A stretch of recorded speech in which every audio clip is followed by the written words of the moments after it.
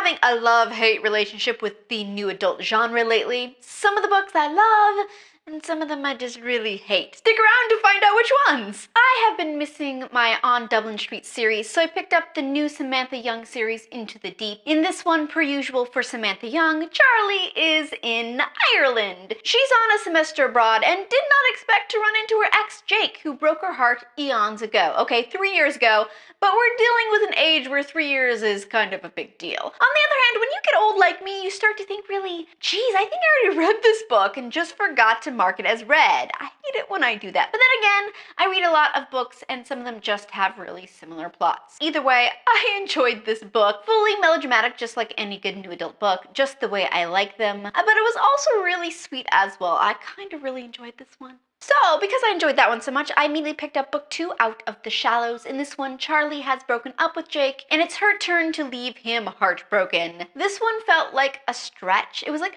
okay, I need a second book. How can I contrive a story where she does to him essentially what he did to her in the first book? So yeah, it felt very forced. I'm just going to pretend this story ends after book 1. So I continued on in the Wild Season series by Christina Lauren. Let me summarize my reactions to the first 3 books of the series. Loved number 1, liked number 2, disliked number 3, and now I tried number 4. This one is about surf-crazy bartender London and Luke, who is the ex-childhood love of another of the girls in the series. And my conclusion?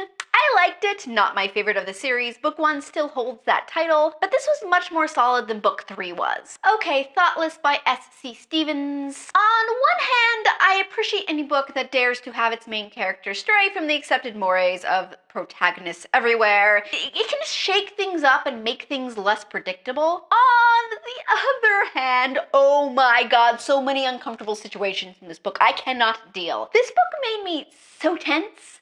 I don't have the nerves of steel I need for this book. I could not deal at all. I circled back around to pick up book 2 in the Frigid series by Jennifer L. Armentrout / J. Lynn. I think she may have just dropped the J. Lynn now. It just goes by JLA. I don't know. But this one is called Scorched. First, the good. I liked how it dealt with the issue of female alcoholism, something I don't think I've ever seen addressed in a romance book before.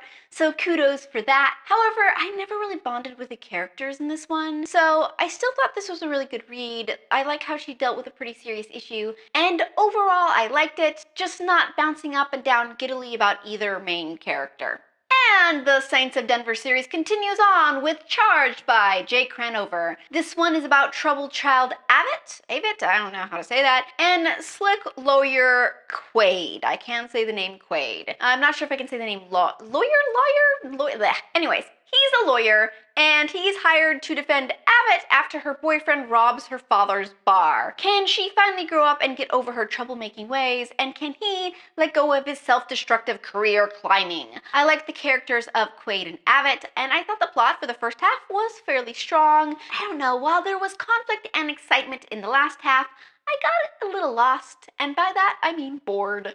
So I still like the series. This one just lost a bit towards the end.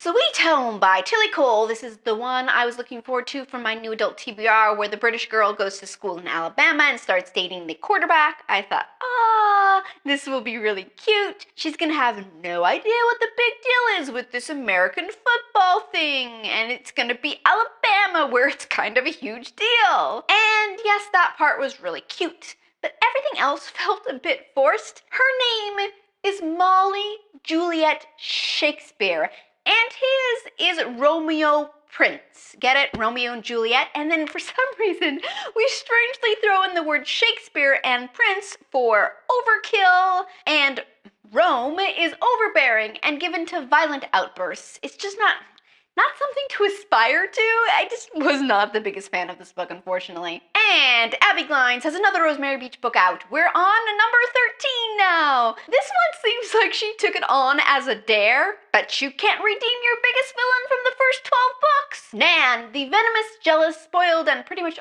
overall wicked sister of the male lead from book numero uno. And she's like, I'll take that bet. Does she accomplish it?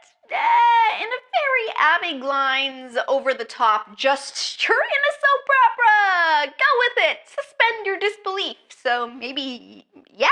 Oh my god, this series is crazy. If you like crazy, that may not be a bad thing. What book series have you read that most reminds you of a soap opera? And what are your new adult recommendations?